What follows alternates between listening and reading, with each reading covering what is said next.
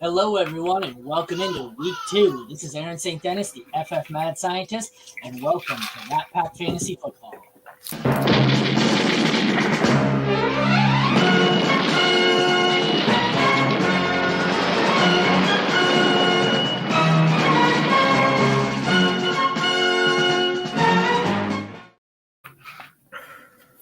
Let's start the show off here with the most important question. Tanner, how do you do this, man? I haven't been clean shaven in like 5 years. It started by accident. I was trimming up and nicked the line, and I was like, oh, guess I got to shave it all, and I'm sitting here and I hate it. How do you do this? You just learn to live with it, man. I've always just told myself if I could grow a beard, it'd cover my jawline. So that's how I cope with having no facial hair. I was clean shaven up until probably age 30. And then the last 5-10 years, it's been kind of the scruffy beard, and I did it today by accident. I'm like, this feels weird. I look like I'm a fat 12-year-old. So, yeah, I'm a really out of shape 12-year-old is what I look like. So yeah, I'm almost 30, and I still look like I just hit puberty if I let my my face grow out for more than a couple days. That's the struggle on the opposite end for me, guys. When I shave, I'm over 40, and when I shave, I look like I'm 14. So forget that. We need to keep it here. Nice. All right. Well, let's kick off the week 2 sit start show. I've got Jeremy, Jesse, and Tanner joining me today. How's it going, guys? Good. It's going good. Yeah. Pretty darn good. It's NFL Sunday. Yeah. It's anxiety-ridden one so far. We've got some inactives here. Aaron Jones and Christian Watson, as we expected. Austin Eckler's out. Jacoby Myers, we knew, was out. Greg Dulcich was sent to the IR, and the last-minute inactive we had coming in was Deonta Foreman. Looks like a healthy scratch. We've got a couple of guys listed as doubtful that are expected to not play. Wan'Dale Robinson, Brandon Cooks, and Amari Cooper on the Monday Nighter. Where would you guys like to start here with one of those inactives and who we're looking to in his place? Yeah, I mean, I think for me, I got to start with Deonta Foreman. Healthy scratch is very, very positive development for Roschon Johnson. Khalil Herbert, who... Which one of us has a loud kid? Is that mine? Or is it That's Jesse? me. I can tell when Jesse's laughing. It's Jesse. She's in the other room. She's just being a psycho. Like we're doing the best we can over here today. It's not going well. I can hear mine yelling at Roblox in the other room, so don't feel bad. Sorry, Jeremy. Continue. She's banging on pots and pans for Roschon this week, man. Yes, You got to get him in your lineups. But no, listen. Khalil Herbert, the usage was down because of Roschon Johnson. That was a little concerning. Now I think you can start both of these guys, and Roschon looks great.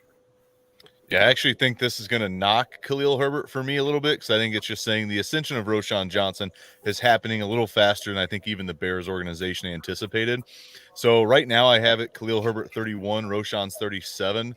I would move Roschon probably up maybe 4 or 5 spots, but he's definitely a start. If you were already starting Khalil Herbert, I'd just leave him in your lineup as well.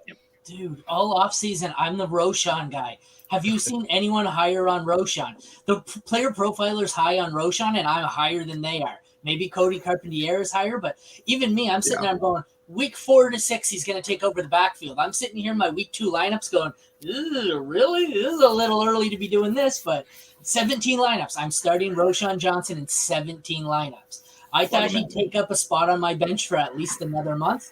Not all of them were leagues where I wanted to. He's being subbed in for a whole lot of Aaron Jones this week, so it's kind of messy. Yeah, speaking of the Packers side of things, just to touch on that, not only is Jones and Watson out, but their starting left tackle, David Bakhtiari, also ruled out. It was a possibility this week because the turf there in Atlanta, it's the same stuff that is at MetLife is what I read. So this was a possibility. It's happening. He's sitting out. I think that is big for this Packers offense. I already was looking at this. The Vegas total's been around 40.5 all week with Jones and Watson out. I'm like, yep, this is probably going to be about right then. Sloppy game, maybe not a lot of fancy points. Now this Packers offense might struggle a little bit more with Rasheed Walker, second-year man at manning the left tackle this week. Yeah, that doesn't sound too great for our boy Dylan, but let's be real, they don't have much else to go to in the week. No, so, and Dylan needs all the help he can get. Yes. One guy, I am actually playing him in DFS, is Emmanuel Wilson. He won the RB3 job in the preseason for the Packers. They did elevate Patrick Taylor still, but I said this on the ADP Week 2 preview. If the Packers just run A.J. Dillon and Patrick Taylor this entire game and there's no Emmanuel Wilson, someone needs to check on my just personal health around 3:30 Central Time because I will be crazy. And Tanner, being the resident Packer guy, correct me if I'm wrong, but Troy Anderson for the Falcons also out. That's huge for Musgrave and probably affects the running game as well. Yeah. Anytime Watson's out, immediately elevate two guys, Jaden Reed and Luke Musgrave, both rookies. Musgrave, I have him as my tight end 13 right now. I'm still starting like Hayden Hurst is one spot in front of him, Muth, Ferguson, and Pitts. But all your other streamers, I am starting him over Laporta, Ertz, Chigokonkwo, and Cole Kmet. You taking Reed over Dobbs? No, still Dobbs. Dobbs moved up for me into, where is he? He is 26 for me right now. So he moved into my top 30. Jaden Reed is still kind of like he moved in my top 50. He's 46th. He's like, if you're in a deep league 3 receiver league, he could possibly be a flex for you. If you just lost Amari Cooper, I think I actually did plug him in for Amari Cooper this morning in a lineup. Yeah, he's kind of a flex, not by need, but or a flex that you kind of need to play. You don't really aren't super thrilled to play him, but you can play him if you need to because he jumps to that role. But like you're saying, yeah, it's still Dobbs is the wide receiver one there until we get further along with the readings. We're comfortable at offense. I'm curious with Musgrave. He looks fantastic, so I'm riding with him. I have him at tight end 10 right now, and he's in that range of guys you're talking about. But yeah, like they need weapons, and they're going to focus on it. And we saw week 1, he literally had 2 chances for touchdowns. Like he had a deep ball that he just missed. They leveled over 3 with the other one. He threw him short. So if he hits those, his like ADP and everything skyrockets. Like people would be all over the Luke Musgrave train this week. So I'm riding with him heavily. That deep ball he had last week, there was no one around him, and the Soldier Field caught him on that one. He lost his balance, and so he should have had a touchdown last week. Yeah, I'm tight end like 8 through 17 for me. Whoever scores a touchdown is going to make the top 10 there. So yeah, he's one of my favorites out of that large group of players to plug and play. Jesse has added a question in from from Twitter with Deonta Foreman out, Roschon or Zach Moss. What are you guys thinking? It's got to be Roschon. I mean, look, Deion Jackson didn't look terrible last week, right? But we're talking about a Titans defense that's always pretty stout against the run, and Chicago just looked abysmal on offense. We're talking about Indy. Indy's going to move the ball, but is Moss going to get all of those touches? Probably, but it's still it's still a crapshoot, right? And Anthony Richardson's going to steal plenty of them. So I'll plug in Roschon over Moss with confidence. Was it week 1 we did this with Zach Moss? I think I talked for 5 minutes about how I don't like him because of I don't like his role with Josh Allen there stealing all the goal line carries in the Buffalo offense, and then someone reminded me he's not on Buffalo anymore. Why can we not remember what team Zach Moss plays for? Yeah, I actually would take Zach Moss there. I just think the matchup's a lot better, and if he does get the majority of the workload, they could run all over. The Texans are, somehow really good against the pass. So if the Colts are going to move the ball, and I think this is kind of a sneaky game, we might see some points in. This could be a 28-24, 28-27 kind of game. Zach Moss, I think, is my play there. I think this Bucs defense is still a lot better. I mean, they looked pretty good last week against the Vikings. I think this defense is still going to give teams fits. And so if Roschon's still splitting with Khalil Herbert, I think I'll take the Moss-Richardson split against a much better matchup. So for me, that would be Moss. If I'm making that decision between Moss and Roschon, I'm not that happy about it, but I would take Moss. Yeah, I'm right there with you. It's just the volume you're chasing in that offense. Like I want the guy I know getting work. And if you look at last week, Deion Jackson was historically bad. He was atrocious across the board. And like they're bringing hey, let's bring in Moss. Let's let him play. He's a capable NFL running back. He's going to get the work. And if you have a game like Deion Jackson has, that just sets it up for the other guy just to take all the volume in the world. I will be curious to see Roschon's usage in this game. He's going to get the passing down work. Like that's how he's going to thrive. So I just don't expect them to really be chasing a lot in this game. I expect this to be a closer game between the two teams. So I don't expect them to need to do what they did last week, where it was like at the end of the game, they were like just strictly going to Roshan because they needed it. They needed those points. I think it's going to be a closer split. So in week 2, I'm a little worried about Roshan. Down the road, I'll be starting Roshan. Just this week, I'm a little skeptical. Can we talk? Oh, sorry. Yeah, go ahead, because I want to change. Well, I was going to ask one more with Zach Moss before he just moved on from that. I have some teams where I'm having to make a decision between Zach Moss, Joshua Kelly, and Javonte Williams. I have Javonte ranked the highest, but I am not excited about him this week at all. I mean, I have him ranked as like my RB20. It feels kind of like by default right now. Moss and Kelly both Moss has the best matchup. Kelly's got a tough matchup, but could get the most workload. Javonte is a tough out matchup of the 3 of those. Yeah. So curious on what your guys' thoughts. Right now, I think I have it Javonte and Kelly, but curious what you guys think between those 3. That's the irony of it, because by far Moss has the 5th easiest. The other 2 have 2 of the worst 4 matchups, but talent-wise, it's probably Moss by far the worst. I think I'm just saying screw it, and I'm going Javonte, and I'm ignoring the matchup. But if you want to go matchup, it's easily Moss. I think the one I'm avoiding out of the 2 is Kelly, because he's not the most talented and he doesn't have the best matchup. So I'd say probably Javonte, Moss, Kelly. Yeah, I'm splitting them. Oh no, go ahead, Jeremy. I was just going to say quickly, I'd probably go with Kelly. Again, it's a toss-up, right? But he's got the workload. That San Francisco D is scary. It's less scary when I believe Bosa, right, is down.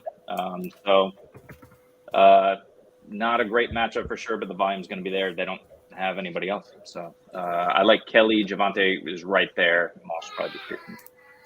Yeah, so I'm rolling with Javonte. I'm just betting on the talent and him slowly progressing along and being that guy, because his talent far exceeds the other 2. Like, it's not even a discussion with these 3 running backs, but it is limited a little bit, so he might not be the full workload, but I'm going with him. Then I'm going with Kelly. I trust him in that offense. I just love the Chargers offense, so I'm betting on a running back being in a better offense. With the Colts, we still have question marks about that offense in general, so that's how I'm splitting those 2 up, where it's basically Javonte, Kelly, and then Moss for me. But honestly, it's kind of a lot of the similar, just because they all have question marks this week.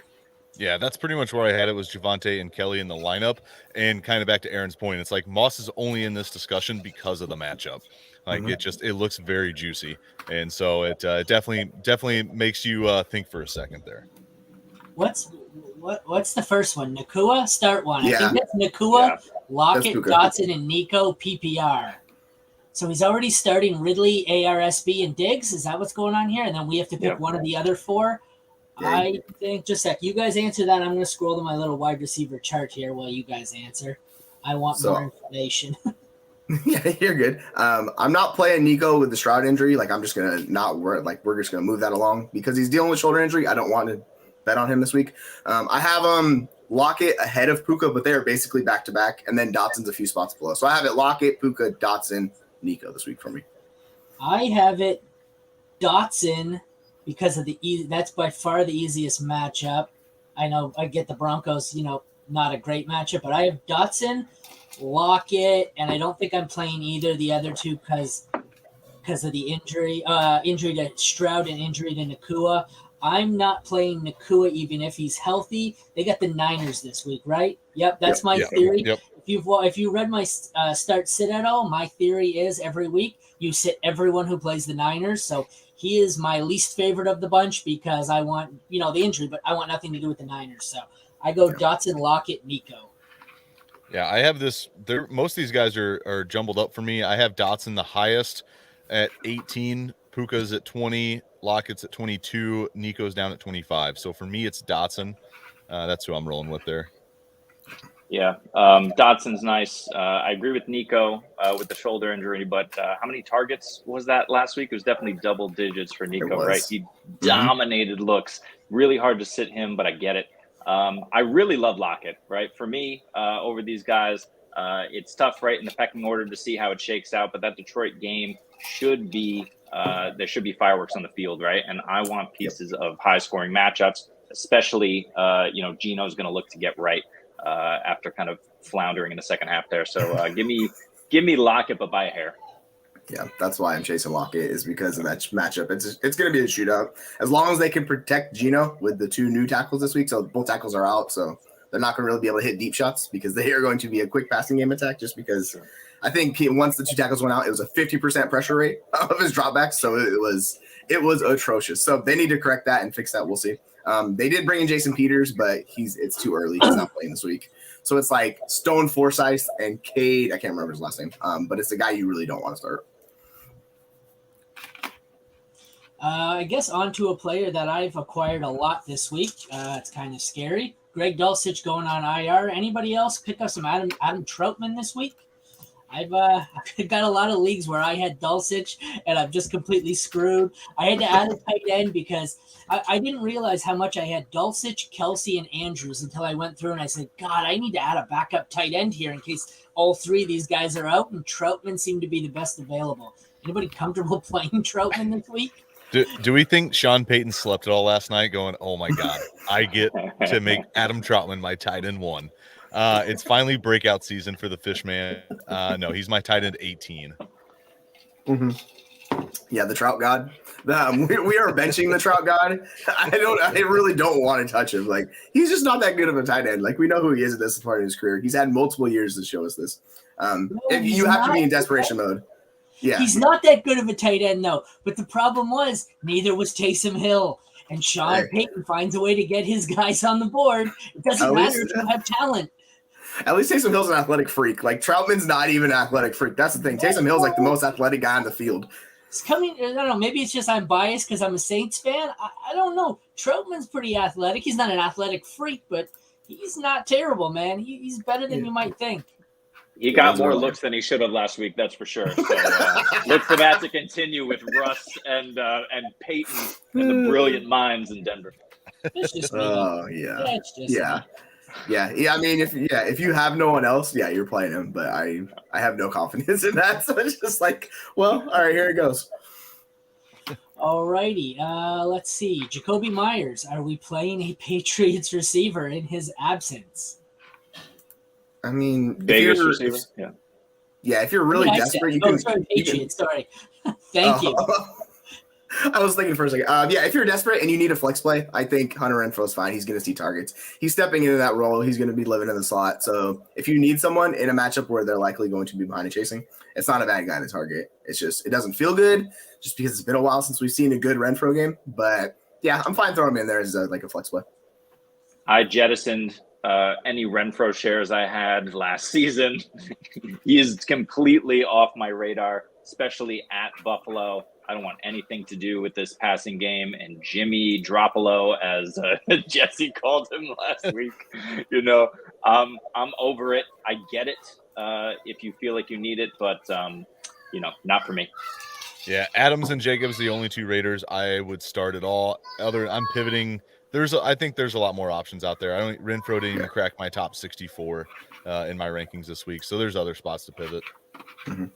I pulled a question there from Twitter. What do you guys think?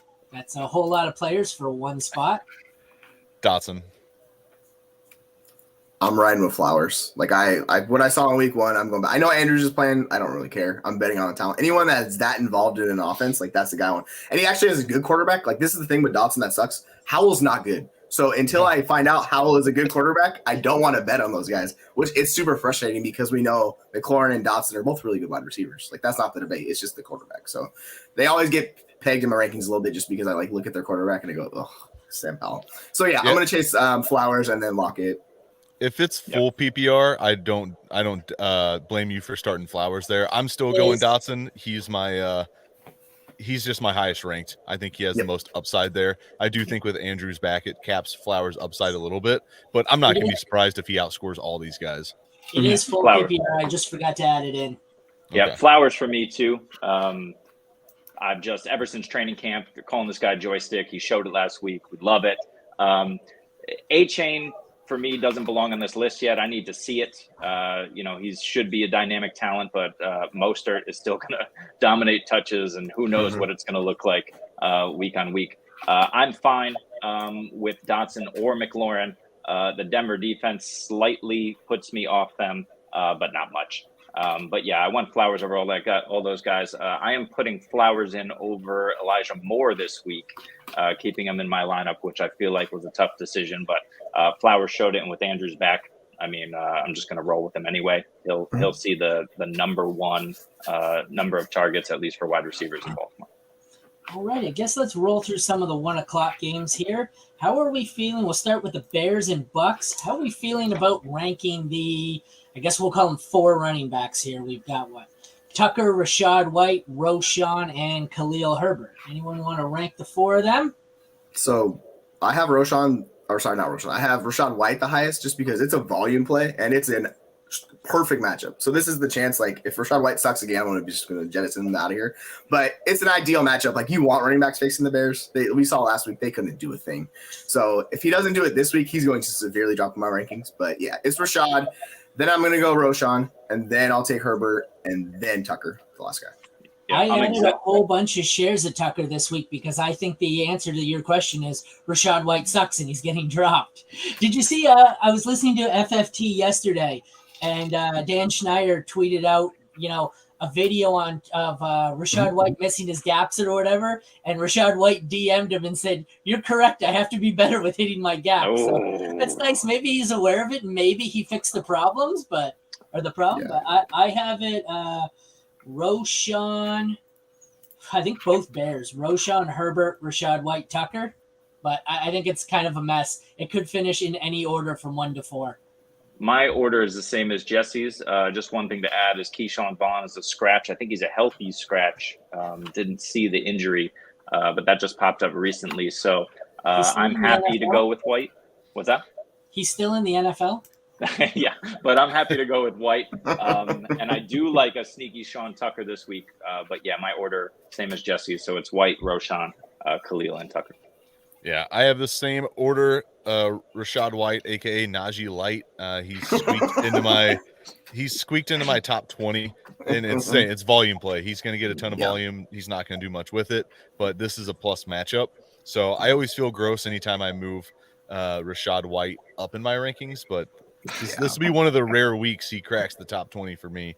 He's my RB18. And then, I would much rather play Roschon this week over Khalil. I don't have it ranked that way, but I haven't adjusted anything since the Foreman scratch. So doesn't matter. You can't win with rankings. I learned this the last 2 weeks with Alexander Madison. So I faded him both weeks. Week 1, he got lucky and was usable because of a late touchdown there. So I had people talking shit about how great he was, even though he sucked, but how I was wrong because he got a touchdown. So this week I even got a fantasy pros. Like literally it was published that I hated him this week.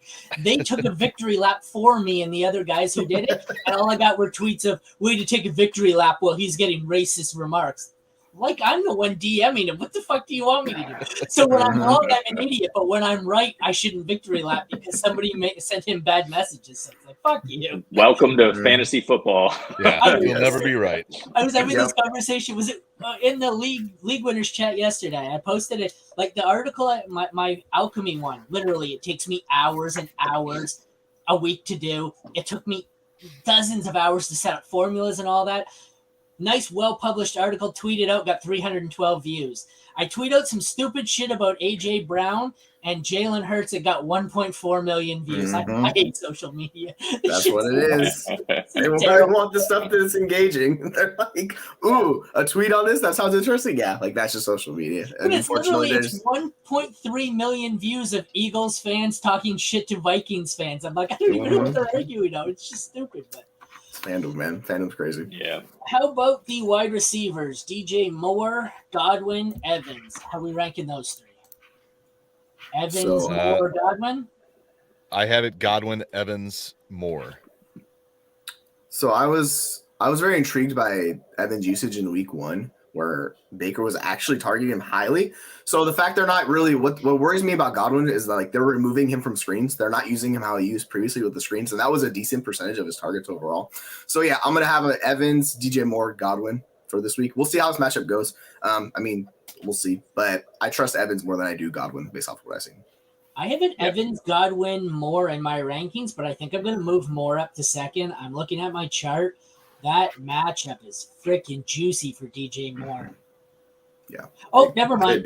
Sorry, I'm reading it backwards. I had it right the first time. Sorry. I'm operating. You can see my head turning. I'm operating like 4 screens at one time here. I read it backwards. It's not. It's a juicy matchup for Evans. That's why I have him so high. I stand corrected. Ignore my stupidity. Continue amongst yourself, gentlemen. That order is the same for me. You're going to go for the upside of Evans. Godwin needs to show that he's going to get volume in the same offense with the same crappy Baker Mayfield. If we're betting on Baker Mayfield at any point in time, just stop what you're doing and just close the computer and step away for 5 minutes. He threw the ball better than Fields last week. He looked so decent last week that I was absolutely floored. But yeah, it's the same order. Passes as a compliment for Baker? He looked so decent. So decent. I did my best. I did my best with that one. Wow. So I definitely don't like moving any Bucks players up in my rankings, much like Rachaad White.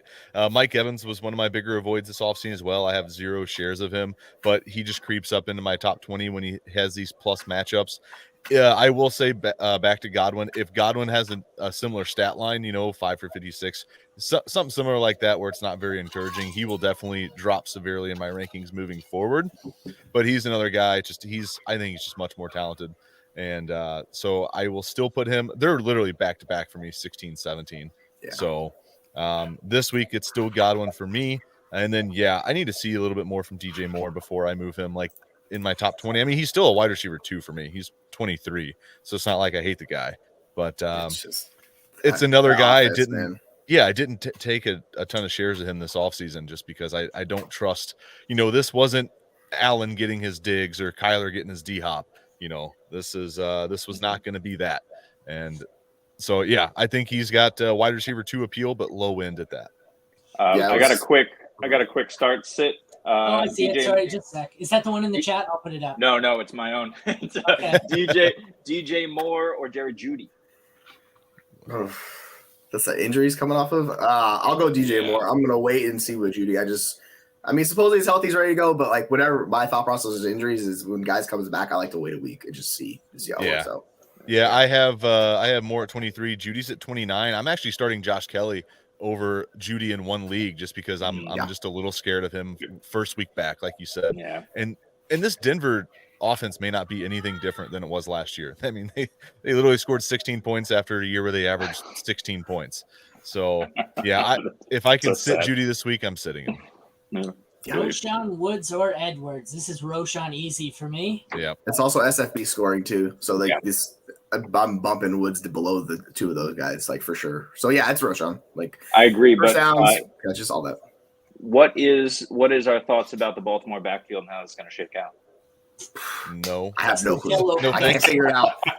Literally, that's the cluster. I'm trying to avoid it, honestly. Yeah, but I mean, what did Justice? He was 8 carries for 9 yards or something last week. He was not good at all, and people are pumping him up. I'm like, let's hold off a little bit. They're both going to be involved. I just don't trust either one of them, honestly. So I'm going to chase other positions. Yeah, I have Gus. I have it Gus, Justice, then Melvin. Wouldn't be surprised if Melvin leads the team in carries this week at all. Right. But I don't think these 3 are going to be the answer this year. So I still think someone's coming in at some point. So right now I'm not investing anything in any of them. But if I have to start one, it's Gus. Doesn't Fournette seem like a Raven? Doesn't he just seem like a Raven? I feel like it's Kareem Hunt. Yeah. I think it's bring them both in. Whoever's slower, that's who they'll sign. Yeah, that's fair. It always works out. Whoever they sign will be the best running back on the roster. Yeah. Jack has come back to talk shit to me. I went on their podcast. I don't know what I was doing some prep work yesterday, and I happened to click on YouTube, and they were live. So I said, fuck it. And I went in and watched it. I don't ever watch any podcast, really, but I went in, and he had sunglasses on in the stream. And so I don't know why, but somehow it turned into me roasting Jack for 45 minutes. So Jack has decided to fire back with some shade comments here. He needs upside, though. James Cook or Gabe Davis. Who are they playing? I forget. Is that the Vegas? This is the matchup you play, Gabe Davis. If you're chasing that moonshot, like if you really need the boom week, I'm gonna go Gabe Davis. Outside of that, I'm playing James Cook across the board. Like I love James Cook. I think he's very good. But if you need a 40, like you need a burger like that, just throw a Hail Mary on Gabe Davis because this is like the type of matchup he could do that. If he hadn't need upside, it's easily Cook for me. Yeah, I'm still starting Cook here. He's much safer, yeah. Yeah, Much yeah. I safer. even though I'm chasing upside, I would still rather take the volume of Cook this week and see what he ends up with, because Gabe Davis could very well get you 5 points again. No, but he could also drop 2 long touchdowns, like score That's 2 the long thing. touchdowns. Yeah, He could drop them as well. Well, yes, he yes. could. But also Freudian slip. James Cook could find the end zone. Like, he has just as good a chance of finding the end zone twice. So to me, it's James Cook still. I actually have a James Cook start sit question for you guys as well. James Cook or Miles Sanders? Cook. I don't like Sanders. I don't like the way they use him. Oh, he's got the Saints, doesn't he? Yeah, the Saints. Ooh, nope. Yeah, I'm I'll going take Cook. a much easier matchup there. Give me Cook by a mile. Full PPR, if that helps his question. I think it's still Gabe Davis for me if you want to swing for the fence. That's where I'm at with it. If you really need to swing, I'm going to go Gabe Davis. Outside of that, I would just play Cook everywhere else. But yeah, sorry, it was James Cook for me, easily over Miles Sanders. I hate that matchup. That's gross. And I love the matchup for Cook. I just, like I said, if we go back to this one, it's Gabe Davis, because I think he's more likely of to put up the 40 points he's down by already. But that could just be me subconsciously trying to sabotage Jack's team. So maybe the answer is James Cook. All right, so we already talked Packers Falcons here. The next one is kind of messy. It's Colts and Texans. So we're starting Richardson, low end QB1, and sitting Stroud. Yeah, that's the way I'm looking at it. With that injury, I mean, you could play Stroud out of desperation, but I really don't want to do it. I'm skeptical of the week 1 how that went. I want to see a little bit more from him before I'm putting him in any of my lineups. You weren't starting Stroud anyway, but that matchup is juicy. But you weren't starting him anyway, so it is a juicy Richardson is QB 10 for me. Yeah. All right, the running backs, Moss and Pierce, both flex options. Really, like Pierce looked terrible. Like he was Alex Madison last week. Yeah, Pierce, it's same as Rashad White. He was a guy I was drastically avoiding this entire offseason because I just did not see. What really helped him out last year is Lovie Smith didn't care what the score was. He still ran the football. This is a whole new coaching staff that's not going to do that. And so when they're getting blown out, I mean, Pierce is not going to get all the work still. And this is actually the game that you can play him. So if you have him, play him. He's a top 20 running back for me this week. He's actually right behind Rashad White. So I probably like subconsciously just put them together, like back to back in my rankings, because I don't really want either one of them. And this week it's like, all right, you can start him. Who was top 20 for you? I have Dameon Pierce at 19. Oh, okay, I have him at 17, and as I look at that, I'm moving him down I want to move him down because that feels gross, but I look at like 17, 18, 19, and I'm going, oh, it's even worse. So yeah, so that's why he's 17 for me. Also, for my rankings, after Thursday, I remove all the Thursday players out instead of just leaving them in there. So some guys just get bumped up just naturally. But yeah, Pierce is squeaking in the top 20 for me. If you drafted him, it's kind of like Rashad White. If you drafted him, this is the week to play him and get some points out of him. Yeah, he's a little bit below guys like Brees and Rashad White for me this week. So he's like 23, my running back. But yeah, I'm going to play him over Moss. I just, they're both going to get volume. That's what you want to see. I was curious because Pierce saw no passing game work basically. And that's what they were pumping him up all offseason about. They're like, oh yeah, he's going to be a bell cow, get all this work. So we'll see if that changes, but yeah, he looked like he's not going to hit his ADP this year. I think it was Boone who got a fair amount of the work last week. Boone is out, Boone, right? So, but he's out this week, right? So, I'll roll with Pierce. Jackson has another gross one here, but I don't mind any of the 3 options. Jamal Williams, I think he's my favorite of the 3. I don't hate Montgomery. Just a sec. I want to look. I think Williams you have to play. This is tough. What do you guys think? I got to look at my rankings here quickly. Who sits? I'm sitting Connor. I'm going to play the other 2. I just love the matchups for both those guys. I fully expect David Montgomery to find the end zone and be involved. I know they said they're going to involve Gibbs more, but Montgomery's still going to be involved in that offense. And I love Jamal Williams this week, so Connor's the third of those options for me. Yeah, D-Mont's the easy one for sure. I actually have Connor ranked above Jamal. It's what did I call him? The leader of the plotter pack is what I nicknamed Jamal Williams. It's just like it's not going to be pretty, but he needs a ton of touches. He can definitely get the work. I think Connor has a little bit more upside this week. Because Jamal's going to get you 30, maybe 40 yards total. So obviously he's got to find the end zone a time or two. So for me, it's probably DeMont and Connor. Yeah, I'm the same. Montgomery is a mainstay in my lineup for the whole year, assuming health, and then flip a coin, Connor or Williams for me. Yeah, I think I'm sitting Williams. I like the matchup, but the more I look at my rankings here, you're right. I have him lowest ranked. He's definitely going to be a touchdown or bust. I have Montgomery the highest, actually. I have him. I have two spots under Gibbs, and then I have Connor at 18 and Jamal Williams at 21. I think I'm a little low on Jamal Williams, which is weird because I like that matchup. But I don't know. It all comes down to maybe I'm just hesitant. Last week I thought he was an easy shot for a goal line touchdown with everyone out. But looks like is Kendra Miller in this week? I think. I don't know. Maybe he burned me. So. I thought he was. But so I think I'm sitting Jamal Williams because it seems the most likely to be touchdown dependent of the three. Did everyone say sit Williams? I was researching there and didn't hear. Yeah, I started him, but yeah, there's serious risk with him. Like you can't deny that.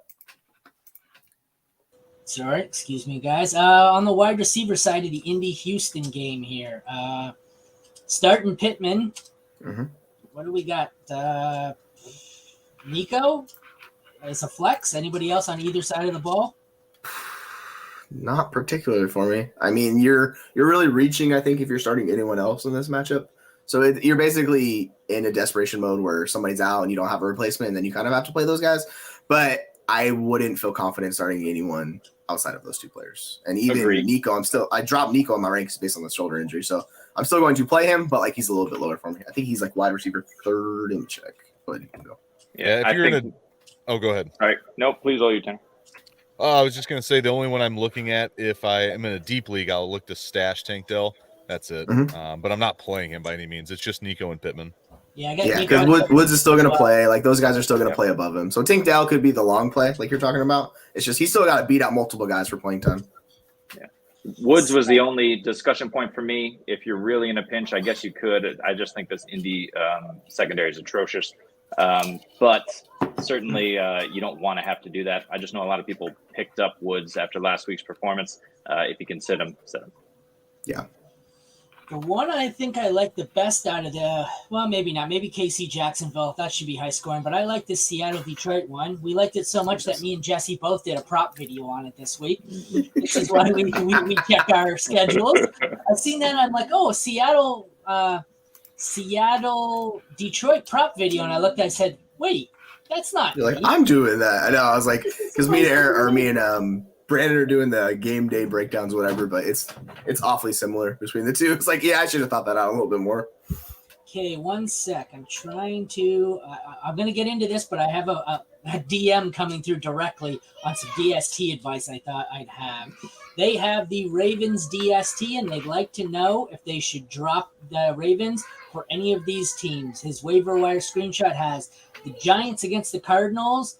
The next best one I like is the Colts against Texans. There's also the Commanders, Dolphins. So basically it comes down to, should he be dropping the Ravens for the Colts or the Giants? I'd like to know more info about this because I don't know if I want to drop the Ravens for a 1 week stream. What are your thoughts? And I don't really want to hold two defenses, but I'm going to ask him because I know the person. I'm going to DM back while you guys discuss it and see what his other options are.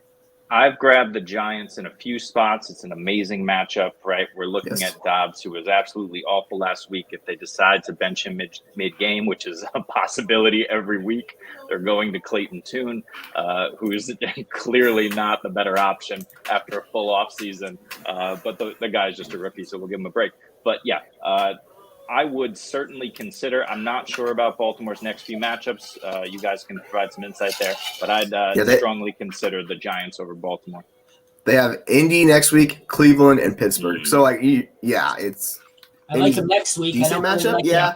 But like, I don't think Baltimore's the type of defense you need to roster as a second, unless like they're not that they're not Dallas or anything like that. So I'd be fine dropping Baltimore for the matchup. Yeah, they're not a must hold now that you bring it up. So you guys are comfortable dropping Baltimore, and the defense you choose would be the Giants over the Colts. Yep. All right. Okay, sounds good. Just a sec. Yeah, with this Seattle-Detroit matchup, which we're getting into next, Detroit defense looked really good against KC last week. Do we think that was an anomaly, or do we think that's something that's going to carry over throughout the season? So I was doing some research on it. They actually had the 9th worst yards before contact allowed per rush attempt. So Seattle should that's where Seattle is going to find their success with Kenneth Walker, is like generating the lanes, opening up holes, and let Walker just be the explosive back that he is. So I think it looked good for them from a pressure rate, but like Mahomes is an alien. You can't sack Mahomes. It's the weirdest thing. He's an incredible, he just avoids it and finds ways to get out of it. So Seattle's going to have to go to a quick game. They're getting Geno's not that type of quarterback. So I expect the Seahawks to be a quick game, and they're going to involve Walker heavily. So yeah, I just expect both offenses to be dynamic. I saw Seattle's defense just get shredded by the Rams last week, and now they're walking into this matchup. So yeah, I'm not enthusiastic about their defense, to tell you the truth. Yeah, I mean, they have a makeshift offensive line this week, the Seahawks do. Yes. And taking on Aiden Hutchinson and company. The Lions are interesting this week for sure. I don't think this is your 48-45 game from last year. Could still be a shootout, but I don't think we're getting close to that kind of numbers. So Lions, I think, are a little interesting. They're my DST 14 this week. Okay, so I'm right near Detroit. So I'm in on the Detroit Lions hype. I really want everyone to be right about the Lions and this to be their year. I don't. I know everyone's hyped about how great the Lions. This is going to end with a butt. We know this is going to end with a butt. But I think it was more that the Chiefs wide receivers were just fucking terrible than that the Lions were good last week. I think the Lions were better than they were in 2022. I don't think the Lions were good. The Chiefs couldn't hold on to shit. They shot themselves in the foot. They were terrible. Didn't the Lions DST have a stretch last year towards the end of the year where they were actually putting up some numbers? Yeah, I feel like I remember hearing that from a Dave Richard or somebody. They had a 4 or 5 week stretch towards the end of the year when they were actually winning games, that they were actually kind of becoming a tough matchup. Maybe it was just for running backs, but I'm not even going to look it up, but I feel like they were kind of getting hot towards the end of last year. So they're definitely one to keep an eye on, I think. I'm not counting on them to be my starting DST for multiple weeks of the year, but mean, they're definitely a streaming option. And that secondary is dramatically upgraded, right? With Gardner Johnson. Branch looked amazing last week, and he's starting in the nickel there for them. Anzalone just keeps showing up when he plays, and he's keeping Malcolm Rodriguez and even Campbell to an extent at bay. So, I think they're going to be a good unit, and I would just kind of slightly temper expectations because they look great week one, and it could continue. Okay, yeah, like you're saying, I think they're a matchup dependent defense you can play. You can plug in, and if it's an offense that's struggling, they could overwhelm them with the pass rush ability that they have. That's their bread and butter, and it could cause havoc. So last year, the Lions D through the first 8 games were over 6 points one time, and it was week 2 against Washington. From week 9 on, they had one terrible game where they put up 1 against Carolina. Other than that, they put up 14, 15, 18, 14, 12, 16, 23, 25, and 15. So they came around. You were right, Tanner. They came around the second half of the season.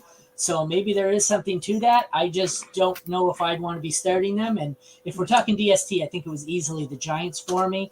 I have another Twitter question I'm going to put up here. Mike Williams, Dotson, or Josh Kelly? I think Mike Williams has the most upside out of those 3, because this could be his 100-yard 2-touchdown game for sure. So if I'm playing for upside, I'm playing Williams. Dotson's my highest ranked though. I have Williams and Dotson back to back, with Williams 1 spot higher. With those 2 as your first options, Josh Kelly's not even in the consideration for me. I think I roll Williams. Yeah, Williams is the highest ranked one for me as well. It comes down to offense and his role in it and how they can use him. I actually have Kelly closer to Dotson in my rankings, but I'll still go Dotson. The talent, I'm just gonna bet on talent with Dotson and worry about situation and quarterback and all that. And I know this will burn you. Like, this is the Kyle Pitts corollary, right? It's like you just bet on good players and hope it works out for them. So, like, that's what I'm doing with Dotson. Yeah, I feel like I'm just scorned from years of Mike Williams in my starting lineup. I can't do it anymore. The guy's going to go for 115 and 2 on any given Sunday, and then he's going to drop a donut on you. I get the upside play, and if you really need that, go for it. But give me Dotson. Sorry, I'm trying to type another one in. We had from the same guy, but it didn't come up. Oh, did that one come up? There we go. Yeah. It didn't come up. It said internet issue, and then it came up 3 times. So same guy. He has, assuming that we sat Kelly in the first one, he is now going Kelly, Dobbs, Reynolds. I think I go Kelly in this one. Kelly. I'm playing Kelly over Dobbs, yeah. I do like Kelly. I'm not sure who Reynolds is. It's going to be Josh Reynolds, right? on the line. Oh, okay, yeah. Yeah. Josh Big Reynolds pickup is sneaky this week, but yeah, I would much rather play Kelly or Dobbs over Reynolds. It's kind of a toss-up for me. Kelly's definitely going to get the work, but yeah, I don't know. Flip a coin, Kelly and Dobbs. Yeah, I went Kelly. Is it full half? Didn't say. I don't. Okay, if it's full, I don't know if I'd almost lean Dobbs there. Anything below full though, yeah, I'm probably leaning Kelly. Yeah, it doesn't say. It just full PPR. I was hoping he'd say half, make it easy on me. No luck. I'll still play Kelly, but yeah, it gets a little bit closer. It's just like the Titans' one strength on defense is their run defense. Yep. And if the Packers are going to score it all, I think it's going to go through Dobbs. So I guess I'm going to say Dobbs. I'm not trying to sound like a homer, but I think I'm taking Dobbs there. Nice pick, Homer. All right, so where were we? Seattle, Detroit, St. Brown, and then what? DK, Lockett, JSN. Laporta as well. You could play Laporta for sure this week. No, I was ranking the 4 receivers. Oh, sorry. Yeah. Yep. I'm good with that order. Yeah. And then Reynolds is a interesting flex. So he's a flex play if you're stuck. He may actually be an interesting flex for the rest of the season. Oh, yeah. I know everyone's saying week 6, Jameson Williams comes back. I get nothing but Detroit Sports Talk Radio in my area because we're right across the border. They are not sounding all that high on Jameson Williams. He's posting stupid fucking videos on TikTok or YouTube or some shit, and they don't seem to be all that thrilled with him. And I said it a couple weeks into preseason. I think Jameson Williams is a bust. So I think Reynolds may be someone to hold on to for the rest of the season if you're desperate and need a flex, because I don't think Jameson Williams is going to come back and be the wide receiver 2 that everyone thought he was going to be. No, but that offense needs him. Like Jameson, he's going to fit right in perfectly with that offense because they desperately need him to open up that offense. Yes. Like they have everything else there, but Jameson Williams is the piece they're missing. Sorry, I can't talk. But yeah, he might not be fantasy relevant, but he's going to help out the rest of those offensive players. So like that's more of the way I'm looking at him than it is from a fantasy perspective. I'm not really that interested in playing him till we see it from Jameson Williams. But yeah, I think he's going to hurt Reynolds when he comes back. Mm-hmm. I think he's going to be completely irrelevant in fantasy and in real life football. This is a bust. Well, he played what? How many games did he play last year? 8 games and had 1 catch for 42? Yeah, that was a disaster. I'm surprised they even brought him back. But yeah, like think of these explosive players like the Gabe Davis of the world. That's how I'm thinking of him. Like every once in a while, he will go off. Like he will put up the 3-for-1, 42 touchdowns. But sometimes he'll just have 1 catch for 5 yards and you'll just live with it. So like that's kind of how I'm viewing Jameson Williams. He had 1 catch for 42 last year, and you said that's a disaster. I think at the end of this season, we're going to look back fondly on the great rookie season he had with 1 for 42. Because I think this year's going to be worse than 1 for 42. I'm out. I'm just out. I have so much JMO in Dynasty, and it's just sad times. He's supposed to be a route runner, though, right? Like, these are the guys that we kind of want in fantasy, but he's also a speedster. I agree with St. Brown there. He doesn't need to be that route runner. He needs to be the go guy, and he should be if the Lions are smart. Chargers, Titans. Starting Henry. Probably got to start Kelly as a flex in a lot of the leagues we've seen. Receivers, I guess, are more interesting. Rank, what do we got? 5 of them. We've got Burks. We've got D-Hop. Then we've got Williams, Keenan Allen, and Quentin Johnston. Anybody want to rank the 5 receivers in this one? So let me ask you guys this: how are you treating DeAndre Hopkins with the injury this week? Because I found that very difficult with him and Burks. How to go about ranking the two? I pretty much ranked Hopkins as if he was a go all week. So he was my wide receiver 15, and then I was ready to skyrocket Burks up if he was out. Burks has stayed he's just inside my top 40, so he's 39 for me. But I'm just playing Hopkins as if he's fine. I've got Keenan Allen at 10. I have Mike Williams at 18. Oh, someone in the background agrees with me. Yeah, that's my daughter. She's It a big wasn't Mike Williams me. fan, I guess. D-Hop I have at 23. That leaves what? QJ and Yeah, so I have it Keenan, D-Hop, Big Mike, and Yep. then Burks, and then QJ. where the hell That's is how I Burks? have it. Burks, wait. Oh, no. Burks is okay. I got Burks at 40. So I'm intrigued by Burks. Like, if I'm someone that just lost Amari Cooper, I might plug Burks in. This is a game that I kind of think has sneaky shootout potential. Mhm. This is the game that the Chargers are going to be for. Hopefully, Kellen Moore is just like, all right, we're going to throw the ball because this is obviously where the Titans' weakness is the passing game. So we're going to throw the ball, score early, and then if Tannehill just remembers how to play quarterback, I think we could have an actual shootout in this one. That's the thing. The Titans are a pass funnel defense, so like you want the wide receivers going against them, like basically every week, because they're going to force teams to pass. And on the flip side, like it's to keep up, we need Tannehill just to be good, but it's going to be a shootout. And the Chargers got decimated like last week. We saw how that went. Tua looked like the greatest quarterback in the history just because like they couldn't cover anybody. So if Tannehill's decent, which we're hoping he is, we get some of that old look, then Burks and Hopkins should be more than fine this week. Yeah, I mean, it's impossible to cover anybody in Miami, right? But yeah, certainly the Chargers are no easy matchup. I've got an interesting one, but I think I already have the answer because Burks is plugged in. Burks or Sky Moore this week? Burks. God, I don't want to touch that more. Yeah, I'm not quitting on you, Sky, but I am sitting you this week. The asking Ryan Tannehill to be decent might be a big ask, but my matchup chart tells me that the two best wide receiver matchups are Tennessee, who allowed 78 to receivers last week, and the Chargers, who allowed 49. So this one could be a sneaky one. I think I put that in my start sit. It's a sneaky one if we assume that Ryan Tannehill has enough left in the tank to at least keep the Titans in this, because if they could just very easily get blown out early and the Chargers could score at will. So that's what scares me. That is a scary one for Derrick Henry if he gets. Hang on, timeout. Cam Akers is deactivated for week 2. We're doing this again. Cam Akers. What? The Cam Akers show has been a roller coaster. My goodness. Been deactivated. Deactivated. And, is he healthy? Coaches believe this is this is fantasy life. Coaches believe he's on the trade block and could be traded. Who's trading for Cam Akers at this point? Wants him? Like, nobody. I just put Justice Hill on a trade block too in a league, and no one wants him. Yeah. I'd take Justice Hill over Cam Akers. Let me tell you that. Yeah, the Rams probably should, to be fair. Yeah. Hey, maybe the Ravens will call him.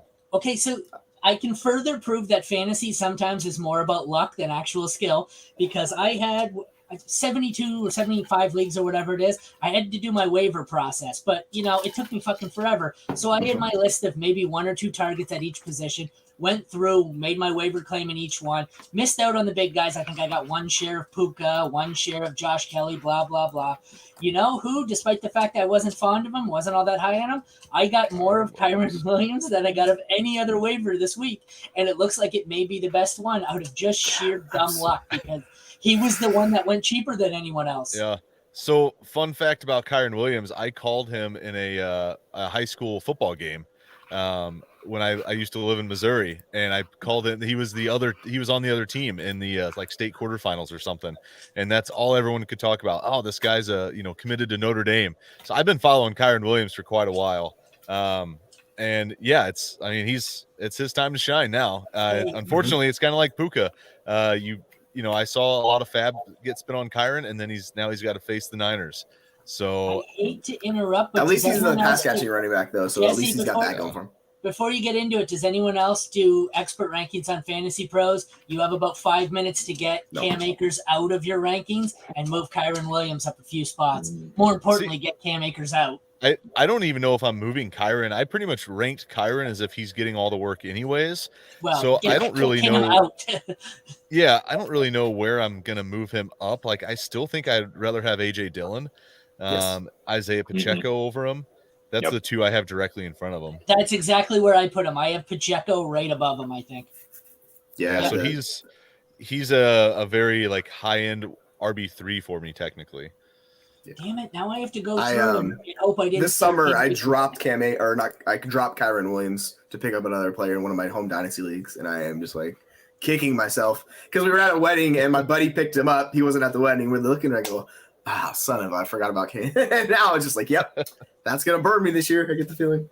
You know what the single greatest feature is in fantasy football? Sleeper's ability to just go in and click on a player and see all his availability in every league. Yes. So now I can go on and just find the one league where I actually do own Akers, and I can make sure I didn't play him. Instead of going one by one. Oh, I love it. Where were we? Chargers. I don't know, but we got 4 minutes, boys. Yes, we do. We got any more questions in there? No? Okay, so let's move on to Baltimore Cincy. Are we just assuming Cincy bounces back here? Yeah, that's what I'm treating it. Starting Mixon over any Baltimore running back, I assume, and starting the Bengals receivers over any Ravens receivers, I'm assuming, excluding Tyler Boyd, obviously. I mean the big two. Yeah, I have Zay close to T. Higgins this week. I'm just the thing about T. Higgins, he saw the volume, but man, it's been a weird. He's like basically treated as like a wide receiver 3 for me. Like basically his weekly output in his career, he isn't this Jamar Chase level player. He's definitely lower. So I've struggled with T. Higgins and I've been lower on my rankings because of that. But yeah they're kind of close. T's still a borderline wide receiver 1 for me. He's going to flirt, between wide receiver 11 and 15 pretty much all year for me. But 15. Yeah, I think T's shown this. He's going to give you 2-3 games a year where you're just like, what the hell was that? And then he's going to, have some games where he, justifies his ADP. Yeah, I love both these players. And it's surprisingly a tough one, but it's T for me. Yeah, they're 17 and 18 for me, the rankings. They're 15 and 21 for me. Raiders, Bills. Adams or Diggs? Diggs first? Diggs. Yeah. Yep. Diggs is my wide receiver 2 this week. He's got a smash matchup. Yeah. You just, and Adams is such a stud. I'm playing him regardless, except for like 4 or 5 wide receivers, Diggs being one of them. And Jacobs over James Cook? Yes. Yeah. But that is a little closer. I don't want to do it, but yeah. It's the right play. Yeah. It's the process, yes. We've got to finish it up. Chiefs, Jags with about 2-3 minutes left. We're starting Kirk, Zay, and Ridley over all Chiefs receivers, basically, or unfortunately, yes. You had that order wrong, but you had that order wrong. I don't care what order. I just did all 3 of them. I am kind of back in on Christian Kirk this week. I have 0 shares of him. But I'm kind of back in on him. He's my wide receiver 31, so I have him as a wide receiver 3 flex play. Have you not learned that, Jeremy? Every time you talk about him, I'm muting your mic. Can you unmute it when I override you and mute you? Just call him Alvin Kidley. One thing I want to bring up, Alvin Kidley, Alvin Kidley. One thing I think we need to bring up real quick is there was a report just while we were on the air here that Kelsey is expected to be on a pitch count. I don't know if that's going to really matter for him though. That's the thing. Travis Kelsey on a pitch count, I still take as tight end 3 behind Hawkinson basically and Andrews, and Hawkinson already played. So that means red zone package. That means red zone package for Kelsey. So all the touchdowns to Kelsey. Yeah, exactly. Yep. Yeah. Gentlemen, we got a minute. I'm going to sign off. Watch some football. All right, guys. Well, thanks for joining me, and everyone, thank you for tuning in. Good luck in week 2. Hopefully you didn't have Cam Akers, and hopefully we'll never have to talk about Alvin Kidley again. So for this is Aaron for Jeremy, Jesse, and Tanner. Thank you for tuning in to Rat Pack Fantasy Football, our week 2 live sit-start show. Take care, everyone. Have a good day. Good luck. Guys.